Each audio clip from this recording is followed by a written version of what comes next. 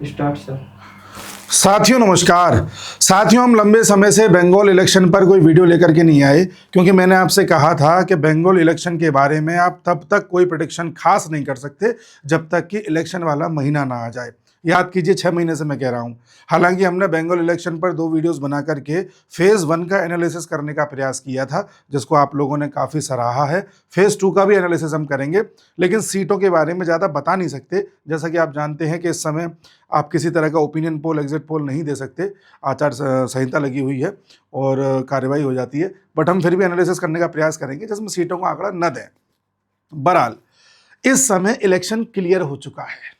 अब मैं बड़े कॉन्फिडेंट होकर के आपके सामने ये कह सकता हूं कि भाई किस तरफ हवा का रुख है। सारे आंकड़े दे सकता हूं, मतलब आंकड़े से मेरा मतलब तथ्य दे सकता हूं कि ऐसा मैं क्यों बोल रहा हूं और किस तरह से अमित शाह ने इस बार बंगाल में ममता दीदी को फंसाया है। इसे कहते हैं राजनीति। सबसे पहले मैं आपसे एक चीज पूछूं, मैं बोलना स्टार्ट करूं उससे पहले आप बताइए एक छोटी सी चीज कि बंगाल में इस समय ममता बनर्जी के मुंह से आप कौन सी बातें ज्यादा सुन रहे हैं। आप कहेंगे कि साहब एसआईआर के बारे में ज्यादा सुन रहे हैं, ममता एसआईआर को लेके बहुत परेशान है, एसआईआर एसआईआर ही की जा रही हैं। यही तो सुन रहे हैं आप। कभी आप देखते हैं कि अदालत में जा रही हैं, कभी आप देखते हैं कि इलेक्शन कमीशन में खुद जाती हैं या उनका कोई पार्टी का मेंबर जाता है, कभी आप देखते हैं किसी तरह का प्रोटेस्ट करती हैं। यही सब चल रहा है। उनके कपिल सिब्बल बार बार अदालतों में जाकर के फटकार खा के आ रहे हैं। पिछले 2-3 महीने से ममता बनर्जी इसी में उलझी हुई हैं। अब ममता बनर्जी खुद जानती हैं कि एसआईआर होने से उनको कितना बड़ा नुकसान है, किस तरह के फर्जी वोट उनको पड़ते थे, किस तरह से जो बांग्लादेशी भारत में आके रह रहे थे वो उनके वोट बैंक बन जाते थे। अब वो जब उनके हाथ से खिसका है तो ड्रामा तो करेंगी। वो हर संभव प्रयास कर रही हैं कि कैसे भी एसआईआर के बहाने इस इलेक्शन को टलवा दिया जाए और राष्ट्रपति शासन लगा दिया जाए। जैसे कहते हैं राजनीति। कुछ समय पहले तक हम लोग चर्चा कर रहे थे कि कैसे भी करके राष्ट्रपति शासन लग जाए और राष्ट्रपति शासन में चुनाव हो तो हो सकता है बीजेपी के पक्ष में हवा चल जाए। लेकिन हवा कुछ इस तरह से मुड़ी गई है कि अब ममता बनर्जी चाहती है कि राष्ट्रपति शासन लग जाए और कैसे भी चुनाव टल जाए, जिससे कि ममता बनर्जी इस बीच अपनी सेटिंग कर लें कि भाई वोटिंग कैसे अपने फेवर में करानी है। पूरा मामला क्या है, अब ध्यान से सुनिए। राष्ट्रपति शासन तो नहीं लगा, लेकिन इस समय बंगाल राष्ट्रपति शासन से भी कम नहीं है। इस समय जब इलेक्शन चल रहा होता है तो आपको पता है कि ज्यादातर जो कंट्रोल होता है एडमिनिस्ट्रेशन का, पुलिस का, सुरक्षा का, ये इलेक्शन कमीशन के हाथ में आ जाता है। ज्यादातर इलेक्शन कमीशन जिस अधिकारी को चाहे उसको हटा सकता है, जिसको चाहे उसको लगवा सकता है, जहां जिसका चाहे ट्रांसफर करा सकता है, जितना चाहे सुरक्षा बल मंगा सकता है। जित सिक्योरिटी इंश्योर करने के लिए इलेक्शन कमीशन कुछ भी रिकमेंडेशन दे सकता है और वो माननी पड़ेगी। बंगाल के एक वोटर के दिमाग में क्या ऐसा बिठा दिया गया था कि वो बीजेपी को वोट नहीं देके आ रहा था? वो था डर। अगर वो घर से निकलता था तो टीएमसी के गुंडे मिल जाते थे, डरा देते थे, वो वोट देके नहीं आता था, या फिर उसे घर से निकलने ही नहीं दिया जाता था। और अगर पता चल गया कि कोई बीजेपी को वोट देके आया तो बाद में उसकी पिटाई हो जाती थी। केवल ये डर निकालना था। ये डर निकल जाए इसलिए हम राष्ट्रपति शासन की बात कर रहे थे। लेकिन केंद्र सरकार और इलेक्शन कमीशन ने कुछ ऐसी व्यवस्था बनाई कि बिना राष्ट्रपति शासन लगे ही राष्ट्रपति शासन जैसी स्थिति हो गई है। खबर है कि साहब बंगाल के जो सीईओ हैं उन्होंने कहा है कि 2300 कंपनीज लगेंगी सेंट्रल फोर्सेस की, जो हर फेज में सुरक्षा को इंश्योर करेंगी। हर फेज में 2300 कंपनीज। करो तुम बदमाशी कहां करोगे। इसी के साथ एक आंकड़ा मैं आपको दिखाता हूं। अभी तक रिकॉर्ड लगभग 2,40,000 सीएपीएफ के पर्सनल्स को डिप्लॉय कर दिया गया है बंगाल में, जिससे कि सुरक्षा को इंश्योर किया जा सके। सोचो 2.5 लाख सीएपीएफ के जवान इस समय बंगाल में हर गली में, हर मोहल्ले में फैले हुए हैं। अगर कोई पथराव करने की कोशिश करता है, बदमाशी करने की कोशिश करता है, तो सीआरपीएफ के जवान कह रहे हैं कि भाई हमें गोली चलानी पड़ जाएगी। सीधा खौफ, कानून व्यवस्था, योगी शासन, इस तरह से बंगाल में भी व्यवस्था बना दी गई है।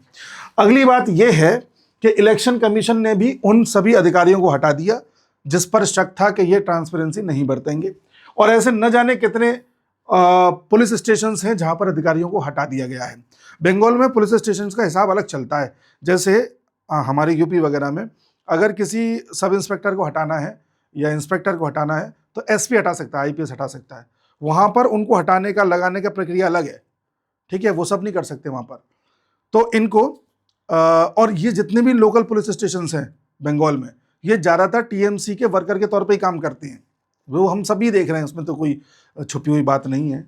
तो 170 पुलिस स्टेशंस को बंगाल में ये इलेक्शन कमीशन ने अपने हिसाब से नियंत्रित कर लिया है। पुलिस भी इस समय अपनी मन की नहीं कर पा रही है और न ही कोई टीएमसी का कार्यकर्ता बदमाशी कर पा रहा है। अभी आपको याद होगा 7 जजों को घेर लिया गया था, 1 अप्रैल की बात है। टीएमसी के कार्यकर्ताओं ने बाहर शोर शराबा करते हुए जो 7 जजेस बैठ कर के अपना बीएलओ ऑफिस में काम कर रहे थे, वहाँ पर वो सब एसआईआर की प्रक्रिया कर रहे थे। उनको दोपहर में 1:30 बजे से ऐसा घेराव किया गया कि दोपहर के 1:30 बजे से रात को 1:30 बजे तक वो उसी ऑफिस में बंद रहे। ना खाना, ना पीना, ना किसी तरह का बाहर का कोई एक्सपोजर, कुछ नहीं मिल पा रहा था उन्हें।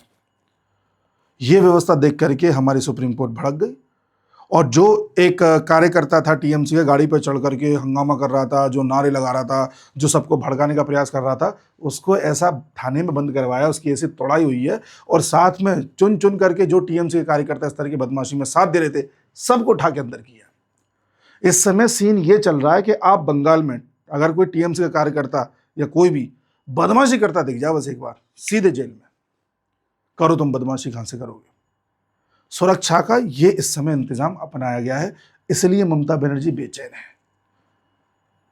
मैं सुरक्षा पे बात कर रहा हूं अभी, फिर मैं एसआईआर पे भी आऊंगा, उसके साथ ही मैं बीजेपी के मैनिफेस्टो पे भी आऊंगा, साथ ही मैं आपको ये भी बताऊंगा कि किस तरह से बंगाल में अभी माहौल, लोगों का माइंडसेट क्या है, उस पर भी आऊंगा। तो एक एक करके आप सुनिए। पहले सुरक्षा का माहौल, साथ ही जो इलेक्शन कमीशन है उसने ये कहा है कि हर सोसाइटी में जहां पर अच्छे खासे फ्लैट्स हैं, अच्छे खासे लोग रहते हैं, सोसाइटी में जाके बूथ लगाओ। ये मैंने आपको पहले ही बताया था, जिससे कि लोगों को ज़्यादा दूर जाने का मौका मिले ही ना। अपने फ्लैट से नीचे उतरे, सीधे वोट डाल दो। कहाँ टीएमसी वाला तुमको डरा पाएगा। अगला पॉइंट, हर जगह हर बूथ पर एक ऐसा सीसीटीवी कैमरा लगाया गया है जो 360 डिग्री देख सकता है।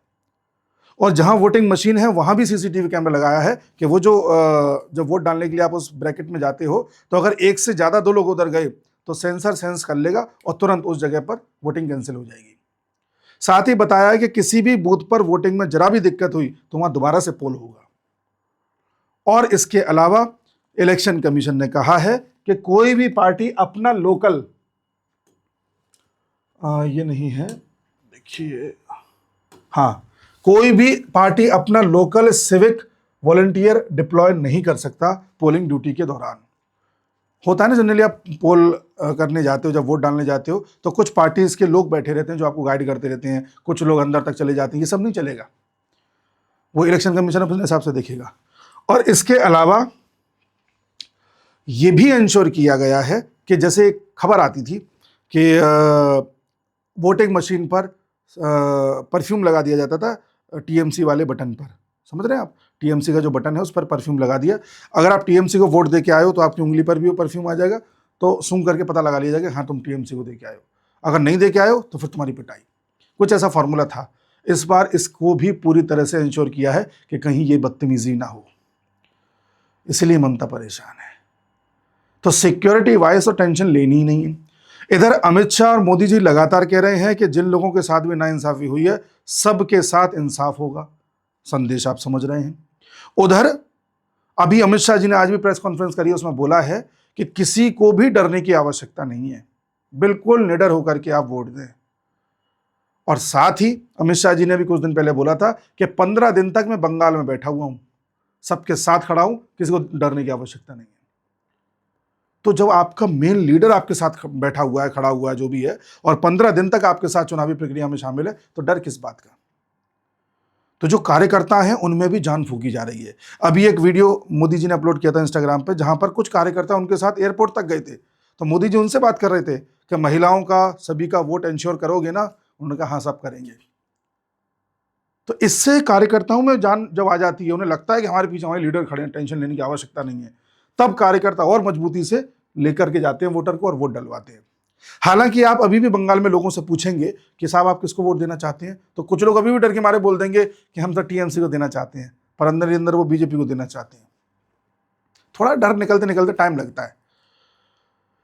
इस लेवल का इस समय माहौल बना दिया। सुप्रीम कोर्ट ऊपर खड़ी है, बार बार कपिल सिब्बल जाते हैं, ममता बनर्जी जाती हैं चोला ओढ़ करके, कभी किसी अभिषेक मनु सिंघवी को भेजती हैं कि एसआईआर को रुकवा दो, इलेक्शन इसके बेसिस पर मत करवाओ, तमाम तरह की दलील दी जाती हैं। यहां तक कि सुप्रीम कोर्ट ने तो यह तक कह दिया था कि बंगाल में तो लॉ एंड ऑर्डर पूरी तरह से फेल हो गया है। तब कपिल सिब्बल कहते हैं अरे महाशय ये वाला शब्द इस्तेमाल मत करिए, मिलॉर्ड प्लीज ये वाला शब्द इस्तेमाल मत करिए, क्योंकि लॉ एंड ऑर्डर फेल हो गया। अगर आप ये शब्द इस्तेमाल कर देते हैं, ये लाइन बोल देते हैं, तो फिर वहां पर एक चांसेस बन जाते हैं राष्ट्रपति शासन लगने के। तो जब सुप्रीम कोर्ट या सीजेआई आपके ये कह रहे हैं कि बंगाल में कानून व्यवस्था ध्वस्त हो चुकी है, तो फिर ममता को बचाने वाला कौन है? यह है कानून व्यवस्था का पूरा इंतजाम। अब मैं आता हूं पॉइंट नंबर 2 पर, और वो है एसआईआर। ठीक है जी, देखिए आप जैसा कि जानते हैं कि बंगाल के इलेक्शन 2 फेज में हो रहे हैं। पहले फेज में ये वाला जो पोर्शन है बंगाल का, ये मैप है, इस मैप में आप देख रहे हैं ऊपर से लेकर नॉर्थ से लेकर के साउथ तक का ये वाला पोर्शन है। इस पोर्शन में हिंदूज अधिकतर रहते हैं और बीजेपी का अच्छा खासा अभी तक बोलबाला यहां रहा है। पिछली बार 2021 में टीएमसी ने 92 सीट जीती थी, बीजेपी ने 59 जीती थी। जैसा आप जानते हैं बीजेपी ने टोटल 77 सीट जीती थी, जिसमें से 59 तो इतने ही क्षेत्र में जीत ली थी, जो इस बार फेज 1 में होना है। ठीक है, और जो दूसरा फेज है वो ये वाला है। इसमें बीजेपी केवल 18 सीट जीत पाई थी, टीएमसी 123 सीट जीती थी। और इस पूरे क्षेत्र में आप जानते हैं मुस्लिम बहुल्य क्षेत्र है, मुसलमानों का बोलबाला है, और यहां पर अवैध रूप से आए हुए बांग्लादेशी भी अच्छे खासे अमाउंट में बसे हुए हैं। हालांकि बांग्लादेशी पूरे बंगाल में आपको दिख जाएंगे, बट मैं रेशियो की बात कर रहा हूं, अच्छा खासा रेशियो आपको यहां देखने को मिलेगा। तो यहां तो बीजेपी का अस्तित्व है ही नहीं। ठीक है, अब अभी आपने देखा था कि जो बवाल हुआ था जजेस को घेरने वाला, उसके बाद वो बवाल इतना आगे पहुंचाया गया कि जो मालदा से हम नॉर्थ की तरफ जाते हैं उस हाईवे को जाम करवाने का प्रयास किया गया था। तो ये जो मालदा आप देख रहे हैं दिल के आकार का, यहाँ मुस्लिम आबादी अच्छी खासी है, मुर्शिदाबाद में मुस्लिम आबादी अच्छी खासी है, नादिया में है, ठीक है, आपके ये साउथ परगना में अच्छी खासी है, नॉर्थ परगना में अच्छी खासी है। ठीक है, ये वो जिले हैं जिनमें मुस्लिम आबादी अच्छी खासी है। मुर्शिदाबाद में तो 67% है, समझ रहे हैं आप? तो ये मुस्लिम बहुल्य क्षेत्र हैं। चलो मैं अभी इस पर गोला लगा के रखा हुआ है। तो एसआईआर ने किया क्या है उस पर पहले आते हैं, फिर मैं आगे बताता हूं। लगभग 90 लाख, कहीं 91, 91, कहीं 90, लगभग 90 लाख वोटर्स के नाम कट गए हैं, जो कि या तो फर्जी वोटर थे या मर गए थे, लेकिन अभी भी उनका इलेक्शन कमीशन में कार्ड बन रहा था, या विस्थापित हो गए थे, दूसरे स्टेट्स में चले गए थे, वहां उनका कार्ड बन गया था, या जिन्होंने एक से अधिक कार्ड बनवा रखे थे अपने। तो 90 लाख नाम कट गए हैं। ममता और परेशान, पहले तो 63 कटे थे, तो मैंने कहा था ना 1 करोड़ के आसपास नाम कट जाएंगे, टोटल 90 लाख कट गए हैं। इसमें अभी भी थोड़ी सी स्क्रूटनी चल रही है, हो सकता है ऊपर नीचे थोड़ा बहुत और हो जाए। तो अब हुआ यह है कि इन 90 लाख में से 34% नाम ऐसे हैं जो मुसलमानों के हैं और कट गए हैं। और पॉपुलेशन कितनी मुसलमानों की पूरे बंगाल में? 27%। अभी भी ज्यादातर नाम तो हिंदुओं के कटे हैं। कैसे? देख लीजिए, देखो मैं आपको इसका पूरा आंकड़ा दिखाता हूं। 63% जो नाम कटे हैं वो हिंदू हैं, और 34% जो नाम कटे हैं वो मुसलमान हैं। यानी कि लगभग 57 लाख नाम हिंदुओं के कटे हैं और 31 लाख नाम मुसलमानों के कटे हैं। तो आप कहोगे इस हिसाब से तो बीजेपी को नुकसान होना चाहिए, मुसलमानों के नाम तो कम कटे हैं। चलिए अब एक चीज मैं आपको और दिखाता हूं, इस पॉइंट पर डिस्कशन करूंगा। पहले एक चीज और देख लीजिए साहब, जो सबसे ज्यादा नाम कटे हैं वो आपके, जैसे बगदा असेंबली सीट है नॉर्थ 24 परगना, नॉर्थ 24 परगना, ये रहा आपका ये वाला, और ये क्या हो गया, ये वाला। ठीक है, यहां पर 50,000 वोटर के नाम कट गए। किसी एक सीट की बात बता रहा हूं, इसके अंदर एक सीट है जिसमें से 46,000 हिंदू हैं और 3,000 मुसलमान हैं। हिंदुओं के ज्यादा कटे हैं। चलिए एक सीट की बात चल रही है, ऐसे ही अलग अलग सीटों में उन्होंने बता रखा है कि कहीं पर 50,000 नाम कटे तो उसमें 37,000 हिंदू हैं, 12,000 मुसलमान हैं। ठीक है, तो अब आइए आगे, मैं आपको एक आंकड़ा और दिखाता हूं। देखिए सबसे ज्यादा अगर पूरे डिस्ट्रिक्ट के हिसाब से देखें तो मुर्शिदाबाद में सबसे ज़्यादा कटे हैं, जहां पर लगभग 4.5 लाख नाम कट चुके हैं। ठीक है, 11 लाख नामों की जांच हुई थी, 4.5 लाख नाम कट गए। उसके बाद कहाँ की बात है? मुर्शिदाबाद, जहां मुसलमान सबसे ज़्यादा है। उसके बाद नॉर्थ 24 परगना में लगभग 3.25 लाख नाम कटे हैं। ठीक है, और उसके बाद मालदा में कटे हैं, यानी कि सबसे ज़्यादा कहाँ कटे हैं? मुर्शिदाबाद। इसमें दूसरे नंबर पे कहाँ कटे हैं? नॉर्थ 24 परगना में। तीसरे नंबर पे कहाँ कटे हैं? मालदा में। सबसे ज़्यादा नाम कटे हैं, मगर इनमें भी हिंदुओं की संख्या ज़्यादा है। मान लो 4.5 लाख नाम कट रहे हैं मुर्शिदाबाद में, तो उसमें भी हिंदुओं के नाम ज़्यादा कटे, मुसलमानों के कम कटे। तो आप कहोगे इससे तो कोई फर्क पड़ता ही नहीं है। अब मैं दूसरी थ्योरी पे आ रहा हूँ, फर्क कैसे पड़ता है। मैंने आपसे क्या कहा कि या तो लोग माइग्रेट कर गए हैं, बंगाल से बाहर चले गए हैं, या मर गए हैं, डेथ हो गई है उनकी, या तो माइग्रेट कर गए हैं या डेथ हो गई है, या फर्जी बना रखा है उन्होंने अपना वोटर ID कार्ड। फर्जी कैसे बनेगा? मान लो बांग्लादेशी आ गए हैं, उन्होंने बनवा रखा है, या 2 बनवा रखे हैं, एक से अधिक हैं। तो मुझे एक बात बताओ, अगर बंगाल में गरीबी कितनी ज्यादा हम सब जानते हैं, तो बंगाल से जो लोग बाहर गए होंगे वो हिंदू ज्यादा रहे होंगे या मुसलमान ज्यादा रहे होंगे? हिंदू ज्यादा रहे होंगे। कि मुसलमान बंगाल से बाहर क्यों जाएगा? उसको तो यहां पर अच्छी फेवरेबल कंडीशन मिल रही है। अभी तक जो मरे सबसे ज्यादा होंगे वो हिंदू ज्यादा मरे होंगे कि मुसलमान मरे होंगे? हिंदू मरे होंगे, लंबे समय से रह रहे हैं। एकदम से जो अभी संख्या बढ़ी है वो तो उनकी बढ़ी है जो बांग्लादेशी यहां आए और फर्जी बनवा लिया जिन्होंने। इसीलिए अनुपात जो आपको दिख रहा है हिंदुओं का दिख ज्यादा रहा है। जैसे मान लो मैं एक एग्जांपल दूं, अगर आप अभी भी नहीं समझ पा रहे, देखिए, मान लो नाम कटे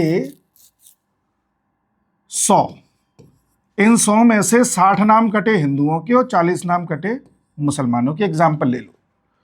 लेकिन इन 40 जो नाम कटे ना मुसलमानों के, इन 40 में से तो 30 नाम ऐसे थे जो बांग्लादेशियों के थे, उनमें से 2-4 नाम ऐसे थे जो मुसलमान मर गए और 2-4 ऐसे थे जो फर्जी बने हुए थे। लेकिन अगर हिंदुओं की बात करें, जो 60 नाम कटे हैं, 60 में से हिंदू में 40 ऐसे थे जो मर चुके हैं, पूछते नहीं है भाई, चला आ रहा है नाम।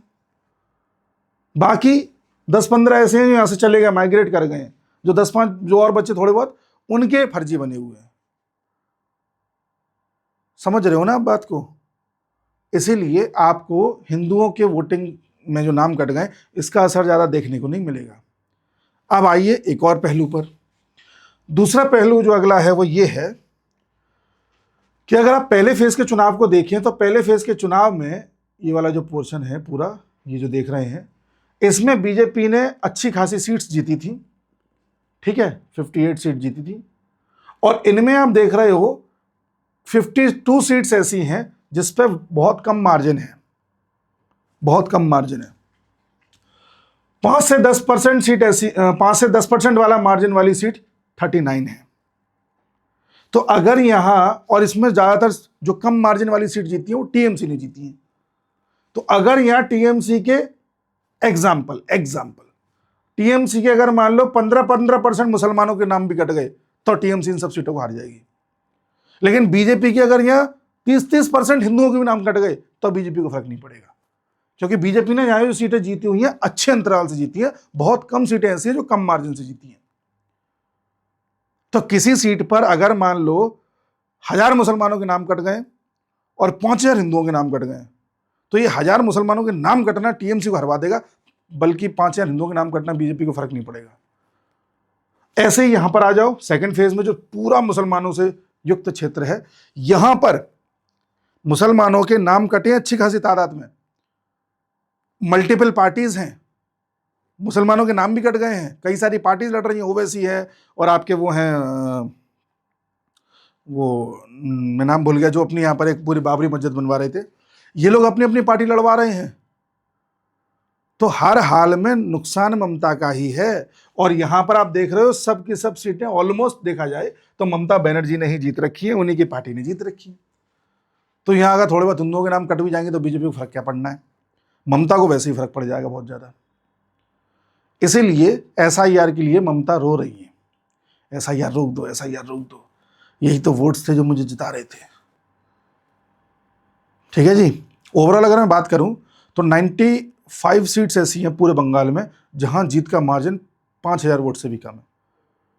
ठीक है, थोड़ा हो सकता है 95 की जगह 94 3 हो, मतलब वो 90-100 के बीच में है।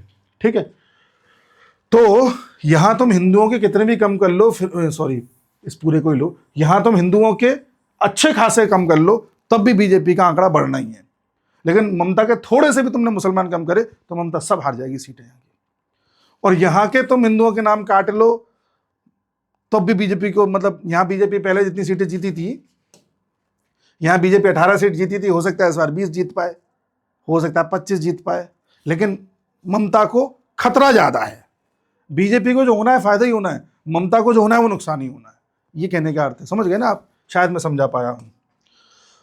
तो ये है एसआईआर का खेल जिससे ममता परेशान है। तो पहली मैंने सिक्योरिटी की बात करी, दूसरी एसआईआर की बात करी। और ममता चुनावी प्रचार करने की बजाय, अपना मुद्दा उठाने के बजाय, गली गली जाकर के सभाएं करने के बजाय वो एसआईआर को लेकर के अदालतों के चक्कर काट रही हैं, या उनके वकील काट रहे हैं, या उसको लेकर के परेशान है। अगला ममता को जिसमें फंसाया हुआ है वो है भवानीपुर सीट। ममता बनर्जी भवानीपुर से पिछली बार बाईपोल हुआ था, उससे जीत करके तब सीएम बन पाई थी, क्योंकि पहला चुनाव तो वो हारी गई थी। ठीक है, अब भवानीपुर में चुनाव इस तरह से फंसा दिया गया है। भवानीपुर में शायद पिछली बार वो 58,000 वोट से जीती थी, जहां पर अब बताया जा रहा है कि इतने वोट तो कट ही गए, और शुभेंदु अधिकारी में पहुंच गए तो वो अच्छी खासी बिल्कुल पकड़ बनाए हुए हैं। जिस समय ममता एसआईआर को लेकर के भागदौड़ कर रही है, शुभेंदु अधिकारी भवानीपुर में दम लगा रहे हैं। समझ रहे हैं आप? तो ममता बनर्जी के लिए अब ये भी इंपॉर्टेंट हो गया कि भवानीपुर की सीट भी जीतो भैया, क्योंकि ये हार गए तो फिर कहां से जीतेंगे। एसआईआर से ध्यान हटता है तो भवानीपुर पर चला जाता है, भवानीपुर से हटता है तो एसआईआर पर चला जाता है, इन सब से हटता है तो कोई एक नया मुद्दा पकड़ लेती है जिसमें दम नहीं होती कि बीजेपी आएगी तो मच्छी खाना बंद कर देगी। तो भाई तुम्हारा मछली खाना वो बंद क्यों कर देगी? ऐसा कभी हो सकता है क्या? ये आज अमित शाह ने भी बोला। तो इस बार ममता बनर्जी इतनी ज्यादा कंफ्यूज कर दी गई है कि कोई मुद्दा उठा नहीं पा रही है। अभिषेक बनर्जी ज्यादा बोल नहीं रहे हैं, क्योंकि उन्हें भी पता लग गया है कि हार रहे हैं भैया, ममता बनर्जी जी को भतीजे हैं, और अगर वो हारे इस बार, मतलब हार नहीं है, उसके बाद अगली कार्रवाई अभिषेक बनर्जी पे होगी, जितने भी उसने घोटाले कर रखे हैं। तो उसे पता है कि मैं जेल जाना हूं। ये अगली इनके साथ समस्या है। चलिए साहब, ये बातें मैंने कर ली। इसके बाद एक बड़ा मुद्दा, मैनिफेस्टो, बीजेपी का मैनिफेस्टो।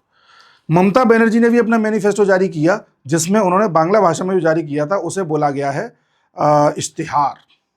इश्तिहार भाई, इश्तिहार का मतलब एडवर्टीजमेंट होता है, या हिंदी में कहें तो विज्ञापन होता है। ये इश्तिहार और मैनिफेस्टो को क्या लेना देना? मैनिफेस्टो तो या तो घोषणा पत्र होता है या संकल्प पत्र होता है। इश्तिहार ला करके आप क्या कहना चाह रही हो, संदेश क्या देना चाह रही हो? क्या ये वही संदेश है जो 1906 में नवाब सलीमुल्लाह ने ईस्ट बंगाल में दिया था? 1905 में बंगाल के दो टुकड़े कर दिए गए थे, वेस्ट बंगाल और ईस्ट बंगाल। ये ईस्ट बंगाल ये जो बाद में बांग्लादेश बना है। तो ईस्ट बंगाल का जब टुकड़ा हो गया था, बंगाल का टुकड़ा होकर ईस्ट बंगाल बन गया था, तो यहाँ पर मुसलमान ज्यादा थे। बांग्लादेश ये जो ईस्ट बंगाल बना था, मुसलमान ज्यादा थे। तो यहाँ पर लाल इश्तिहार दीवारों पर चिपकाया गया था, और उसमें यह लिखा था कि जितने भी हिंदू हैं इन सबको साफ करो। जो आज बांग्लादेश में हिंदुओं के साथ हो रहा है, वो ऐसा इश्तिहार में पहले छाप करके चिपकाया गया था। उसे इश्तिहार बोला जाता था, लाल इश्तिहार। कई हिंदू मारे गए थे, काटे गए थे, उनके साथ बर्बरता हुई थी, सब कुछ हुआ था इस लाल इश्तिहार के चिपकाने के बाद। ये लॉर्ड कर्जन की, जो इनका ब्रिटिशर था, और नवाब सलीमुल्लाह जो ढाका का था, इन दोनों की साजिश थी। तो क्या ममता बनर्जी उस चीज को याद दिलाना चाहती है बंगालियों को, या हिंट दे रही है एक विशेष समुदाय को कि हमें इस काम को करना है? नहीं पता। ठीक है, तो साहब मैनिफेस्टो बीजेपी लेकर के आई, और 15 मेन इसमें पॉइंट हैं कुछ। इस मैनिफेस्टो में सबसे बड़ी बात जो अमित शाह ने आज खुद प्रेस कॉन्फ्रेंस करके मैनिफेस्टो की घोषणा की है, और मैनिफेस्टो के हर बिंदु पर जिक्र किया है, सबसे बड़ी बात जो इसमें कही है वो ये कि बंगाल में बीजेपी की सरकार बनते ही 6 महीने के अंदर अंदर यूसीसी आएगा, यूनिफॉर्म सिविल कोड, जो हमारे संविधान के अनुच्छेद 44 में लिखा है कि ये होना चाहिए। गुजरात में ये लागू कर दिया गया है, अब मेरा ख्याल है होने ही वाला है, और उत्तराखंड में कब का लागू हो गया सबसे पहले, अभी उत्तराखंड में हुआ था बीजेपी सरकार द्वारा, और देश में पहले से गोवा में लागू ये है। यानी धीरे धीरे बीजेपी सरकारों में लागू किया जा रहा है। बंगाल में यूसीसी लागू करने की घोषणा अमित शाह ने कर दी है और ये मास्टर स्ट्रोक होगा। यूसीसी इस समय इस तरह से पूरे वोटर्स को पोलराइज करेगा कि आप देखना, अब हिंदुओं में जान आ जाएगी कि अरे यूसीसी आ जाएगा, फिर तो जान आ जाएगी। यूसीसी का मतलब हिंदू मुसलमानों के लिए सबके लिए समान कानून हो जाएंगे। तो एक तो बड़ी घोषणा ये की है। दूसरी बड़ी घोषणा ये की है कि सत्ता में आते ही महिलाओं को 3,000 रुपये दिए जाएंगे और बेरोजगार युवाओं को 3,000 रुपये दिए जाएंगे। साथ ही गर्भवती महिलाओं को 21,000 रुपये दिए जाएंगे। साथ ही सरकारी बसों में महिलाओं की जो आवाजाही है इसको मुफ्त कर दिया जाएगा। यानी महिला वोटर्स को आकर्षित करने के लिए बड़ा प्रयास कर रही है बीजेपी, जो इससे पहले के राज्यों में भी करती आई है। बीजेपी नहीं करेगी तो फिर वो ममता बनर्जी करने के लिए बैठी है, इसलिए मास्टर स्ट्रोक है ये। अगली बात यह है कि बीजेपी ने कहा है कि हम नेशनल सिक्योरिटी पर ध्यान देंगे, आते ही फेंसिंग का काम करेंगे जो बॉर्डर एरिया पे नहीं हो पा रही है, बांग्लादेश और बंगाल के बॉर्डर पर। साथ ही जितने भी इलीगल तरीके से यहाँ रह रहे हैं उनको पहचानेंगे, पकड़ेंगे और यहाँ से भगाएंगे। और साथ ही ये कहा है कि सत्ता में आते ही जो भी 15 साल में टीएमसी ने करप्शन किया है और जितना भी लॉ एंड ऑर्डर का ब्रेकडाउन किया है उस पर एक श्वेत पत्र जारी करेंगे। एक कागज होगा जिसमें टीएमसी के 15 साल के कारनामे लिखे होंगे कि इन्होंने क्या क्या किया है। इसके साथ ही जो कट मनी हर जगह पर जो पैसा खाया जाता है, टोल के रूप में दिया जाता है, उसके बारे में भी बताया जाएगा। उस पूरे सिंडिकेट को खत्म किया जाएगा। साथ ही जो 7वां वेतन आयोग है, सोचिए देश में 8वां वेतन आयोग लगने वाला है, बंगाल में 7वां नहीं लगने दिया ममता बनर्जी ने, उसको आते ही इंप्लीमेंट किया जाएगा। 6 महीने के अंदर अंदर इसको इंप्लीमेंट करेंगे, जहां तक मुझे लग रहा है। या तो 6 महीने बोला या 45 दिन बोला, इन दोनों में से कुछ एक है। साथ ही ये बोला है वही कि 1 करोड़ नए जॉब्स क्रिएट किए जाएंगे और सेल्फ एम्प्लॉयमेंट की अपॉर्चुनिटीज दी जाएंगी और 3,000 रुपये दिए जाएंगे अनएम्प्लॉयड यूथ को। साथ ही महिलाओं को 33% आरक्षण भी दिया जाएगा सरकारी नौकरियों में, ठीक है जी। और महिलाओं के लिए दुर्गा सुरक्षा स्क्वाड्स बनाए जाएंगे। महिला स्पेशलिस्ट जो सुरक्षा के कवच हैं, थाने हो गए, स्क्वाड्स हो गए, वो बनाए जाएंगे, ठीक है। महिलाओं को 3,000 रुपये दिए जाएंगे। और जो कुरमाली और राजबंगोशी लैंग्वेज है इसको 8th शेड्यूल में शामिल करने का प्रयास किया जाएगा। भारत के संविधान के 8वीं अनुसूची में इन 2 भाषाओं को शामिल करने का प्रयास किया जाएगा। बंगाल में इन भाषाओं को बोलने वाले अच्छे खासे लोग हैं, सोचिए ये सब कितना सम्मान महसूस करेंगे। साथ ही राइस, पोटैटो और मैंगो कल्टीवेशन में सहयोग दिया जाएगा। फिशरमैन जितने भी आते हैं पीएम मत्स्य संपदा योजना के तहत उन सबका रजिस्ट्रेशन होगा, जिससे कि फिश एक्सपोर्टिंग हब बन सके और फिशरमैन की आय बढ़ सके। ममता कह रही है पर मछली खाना बंद कर देंगे, ये तो आय बढ़ाने की बात कर रहे हैं। साथ ही यूसीसी की बात करी गई है और जितने भी पुराने टी गार्डन्स हैं, दार्जिलिंग टी ब्रांडिंग है, उसको और ज़्यादा बढ़ाया जाएगा और जूट की इंडस्ट्री को भी मॉडर्नाइज किया जाएगा।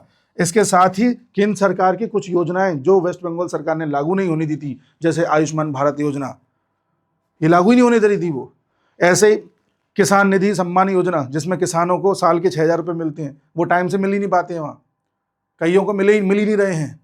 साथ ही पीएम आवास योजना, इस तरह की न जाने कितनी योजनाएं हैं जो बंगाल में लागू ही नहीं होने दी है ममता बनर्जी ने, क्योंकि क्रेडिट कहीं मोदी को ना मिल जाए, तो उन सबको लागू किया जाएगा। साथ ही ब्रेस्ट कैंसर स्क्रीनिंग सेंटर के तौर पर एक कैंसर अस्पताल खोला जाएगा, ठीक है।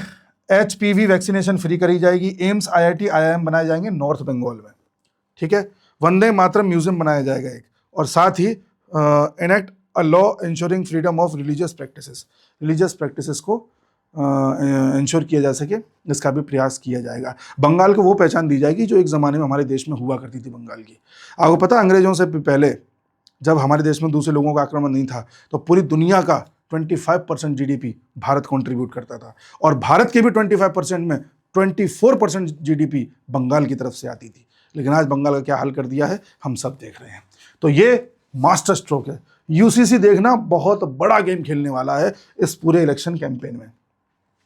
इसके साथ ही जो और बातें कही गई हैं अमित शाह के द्वारा, वो यही है कि सब लोग इस बात से बिल्कुल ना डरें कि हमारे साथ क्या होगा, खुल करके वोट दें। और अमित शाह की बॉडी लैंग्वेज बता रही है कि उनको जो फीडबैक मिल रहा है ग्राउंड से वो ये है कि बीजेपी इस बार लैंडस्लाइड विक्ट्री हासिल करने जा रही है, जो किसी ने सोची भी नहीं होगी। वो अभी 1-1.5 महीने पहले तक तो न्यूज़ चैनल वाले क्या बोलते हैं उसे, ओपिनियन पोल में बीजेपी को दे रहे थे 100 से 117 सीटें और ममता बनर्जी को 160 पार, ठीक है। अब वो भी बराबर पे आ गए। मैंने कुछ दिन पहले ओपिनियन पोल देखा था, बराबरी पे आ गए। लेकिन अंतर इतना तगड़ा होगा कि टीएमसी अगर 100 सीट भी ले आए ना तो आप बहुत बड़ी बात समझना, टीएमसी 100 सीट भी नहीं ला पाएगी, गारंटी है।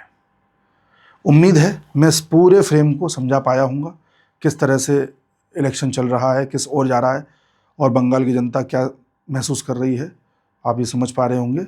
बाकी मिलते हैं अगले वीडियो में, तब तक के लिए नमस्कार।